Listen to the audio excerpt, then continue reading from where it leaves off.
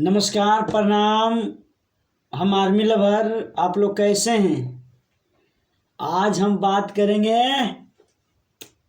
झारखंड वाला खेसारी लाल यादव जी के। समझे ना?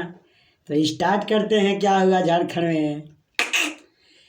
जब पवन सिंह भैया पर ढेला फेंका गया था, क्या कहते हैं कि बलिया उनके ससुराल है। मजाक हो गया, हंसी मजाक। अरे गधा, मजाक हो गया रे बेलूरा।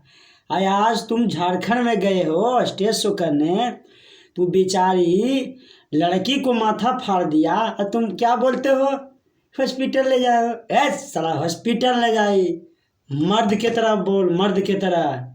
साला थू, तेरा जैसा क्या आयरा गहरा नियर हो के यार झारखंड में गया, घुटना टेक के आया। जैया मजाक लगता था, और भैया पर ढेला मार दिया, ये कर दिया, वो कर दिया। अरे यार, वो शेर है और रहेंगे। और तुम लोग जो हमेशा सियार की तरह काम करता है ना बेटा, ये काम ना काम दी हैं, समझ जी हैं।